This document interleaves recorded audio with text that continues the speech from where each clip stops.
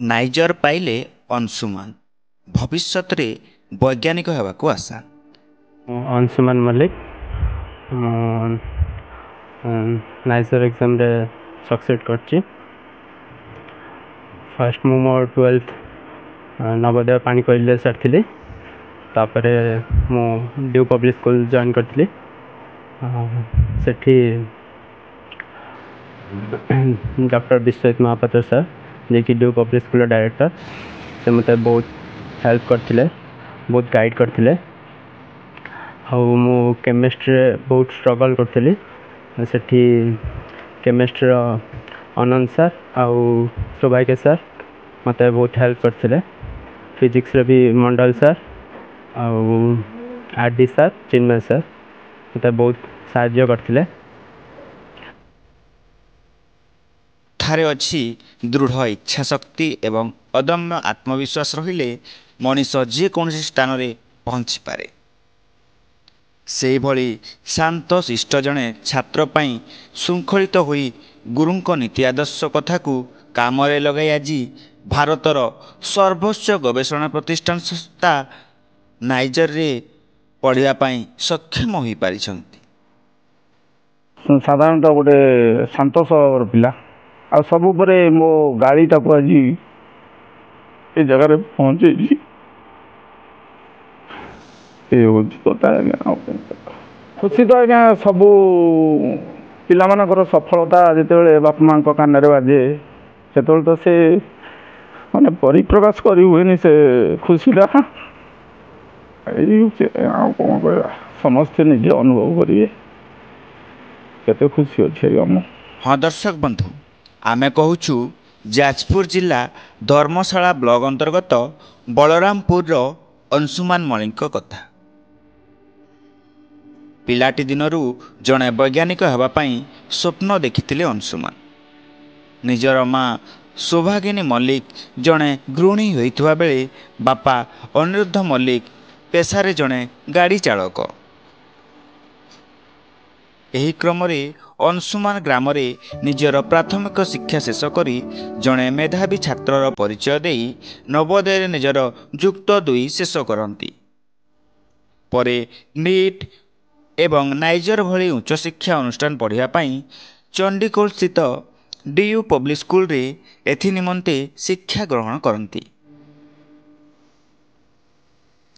ସେତେବେଳେ ଅଂଶୁମାନଙ୍କୁ ବିଦ୍ୟାଳୟରେ director doctor Biswajit Mohapatra ଅଂଶୁମାନଙ୍କ ପିତା ଅଂଶୁମାନଙ୍କ ଜିମା ଦେଇ ତାଙ୍କ ନିକଟରେ ଛାଡ଼ି ଦେଇ ଆସନ୍ତି। ବାସ୍, ଏହାପରେ ଅଂଶୁମାନଙ୍କର ସ୍ୱତନ୍ତ୍ର ଶିକ୍ଷା ସହିତ ଆଗକୁ ବଢ଼ିବାକୁ ପ୍ରେରଣା ମିଳିଥାଏ ଡକ୍ଟର ମହାପାତ୍ର ଏବଂ ବିଦ୍ୟାଳୟର ଅନ୍ୟ ଶିକ୍ଷକ ଏବଂ ଶିକ୍ଷୟିତ୍ରୀଙ୍କ ପାଖରୁ। ଶିକ୍ଷା ଗ୍ରହଣ ପରେ ସର୍ବଭାରତୀୟ ଭାରତ ସରକାରଙ୍କ ପରମାଣୁ ଶକ୍ତି ବିଭାଗ ଦ୍ୱାରା ପରିଚାଳିତ ନାଇଜରରେ ପଢ଼ିବା ପାଇଁ ମନସ୍ଥ କରି ଆବେଦନ କରିଲେ ଏବଂ ପରୀକ୍ଷା ବି ଦେଲେ। ପ୍ରାୟ 1,00,000 ଆବେଦନକାରୀ ମଧ୍ୟରୁ 200 ଜଣଙ୍କୁ ପଢ଼ିବା ପାଇଁ ସୁଯୋଗ ମିଳିପାରିଲା। ଆଉ ତାହାରି ଭିତରେ ଯାଜପୁରର ଏକମାତ୍ର ବ୍ୟକ୍ତି ଭାବେ ରହିଥିଲେ ଅଂଶୁମାନ। ଏହି ଖବର ଜଣାପଡ଼ିବା ପରେ ଧର୍ମଶାଳାର ବିଧାୟକ ହିମାଂଶୁ ଶେଖର ସାହୁ ତାଙ୍କୁ ଶୁଭେଚ୍ଛା ଜଣାଇବା ସହ ସମ୍ବର୍ଦ୍ଧିତ କରିଥିଲେ। ଚକ୍ରଧରପୁର ପଞ୍ଚାୟତର ସରପଞ୍ଚ କୀର୍ତ୍ତନ ନାୟକ ଏବଂ ସମିତି ସଭ୍ୟ ସମେତ ବହୁ ବିଶିଷ୍ଟ ବ୍ୟକ୍ତିମାନେ ତାଙ୍କ ବାସଭବନରେ ପହଞ୍ଚି ତାଙ୍କୁ ଶୁଭେଚ୍ଛା ଜଣାଇଥିଲେ। ଅଂଶୁମାନ ଏହି ସଫଳତାର ଶ୍ରେୟ ତାଙ୍କ ପିତାମାତା ଏବଂ ମାର୍ଗଦର୍ଶକ ଡକ୍ଟର ବିଶ୍ୱଜିତ ମହାପାତ୍ର ଏବଂ ସମସ୍ତ ଶିକ୍ଷକ ଶିକ୍ଷୟିତ୍ରୀ ପ୍ରଦାନ କରିଥିବା ବେଳେ ଭବିଷ୍ୟତରେ ଜଣେ ବୈଜ୍ଞାନିକ ହେବା ସ୍ୱପ୍ନ ଦେଖିଛନ୍ତି ବୋଲି ପ୍ରକାଶ କରିଛନ୍ତି।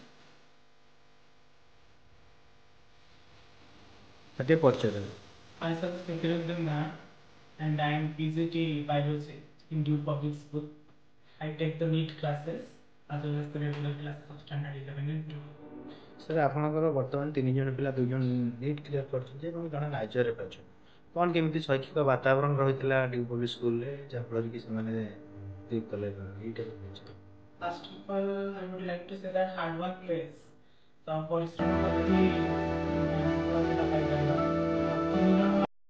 छुआ जो आम पाई पब्लिक स्कूल तरफ कोचिंग जड़े मैनेजर पाई दुई जन पाई आम नीट क्रैक कर हार्डवर्क की आउ डेडिकेशन टीचर भी एक्चुअली पिला डेडिकेशन आम डायरेक्टर सार बहुत एफर्ट देते रेगुलर टीपीपी टेस्ट नि जाए मॉक टेस्ट करा जाए जहाँफल से सक्सेसफुल होती तरफରୁ ଦେଶଟି ଯାଜପୁର ମୋର ନିଜ ପୁତୁରା ନାଇଜେରିଆରେ ପାଇଛି ଏ ବର୍ଷ ଆଉ ସେ ଆମେ କ'ଣ ରିସର୍ଚ୍ଚ ଫିସର୍ଚ୍ଚ କରିବ ଆମ ଜିଲ୍ଲାର ସାଙ୍ଗରେ ଓଡ଼ିଶାରୁ ଭାରତଠୁ ଆଗକୁ ସେ ଯାଉ ଆମେ ଏଇ କାମନା କରୁଛୁ ଭବିଷ୍ୟତରେ ଜଣେ ଭଲ ସାଇଣ୍ଟିଷ୍ଟ ହେଇକି ଦେଶ ପାଇଁ ହଉ କିମ୍ବା ମାନବ ସମାଜ ପାଇଁ ଯାହା ହେଲେ ଭଲ ରିସର୍ଚ୍ଚ କରିକି ନା କରନ୍ତୁ ଆମେ ତାକୁ ଏତିକି ଆଶୀର୍ବାଦ କରୁଛୁ।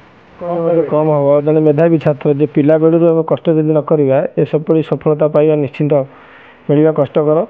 ଆଉ ତାଙ୍କ ପରିବାର ବିଷୟରେ ମଧ୍ୟ କହୁଛି ତାଙ୍କ ବାପା ବହୁତ ସମାଜସେବୀ ପୂର୍ବରୁ ଆମ ପଞ୍ଚାୟତର ସଦସ୍ୟ ଥିଲେ ଜଣେ ସ୍ନେହୀ ମଣିଷ ପିଲାକୁ ପାଠ ପଢ଼ିବା ପାଇଁ ବହୁତ ସଂଘର୍ଷ ସେ କରିଛନ୍ତି ତାଙ୍କ ବାପା ଆଉ ମାଆ ଆଉ ଯାହା ବି ଆଜି ମୋର ସାନ ପିଲା ପାଇନଥିଲେ ସେ ପ୍ରଥମ ପାଇଛି ସେଇଟା ଆମ ଅଞ୍ଚଳର ଗର୍ବ ଗୌରବ ଯାଜପୁର ଜିଲ୍ଲାର ବି ଗର୍ବ ଯାଜପୁର ଜିଲ୍ଲାରେ ପ୍ରଥମ ଜଣେ ହିଁ ପାଇଛନ୍ତି ନାଇଜର ଭବିଷ୍ୟତରେ ବୈଜ୍ଞାନିକ ହୁଅନ୍ତୁ ରିସର୍ଚ୍ଚ କରନ୍ତୁ ଯେଉଁଥିରେ ହେଲେ କରିକି ଆଗକୁ ଯିବେ ସେଥିପାଇଁ ଆମକୁ ବହୁତ ଖୁସି ଲାଗୁଛି।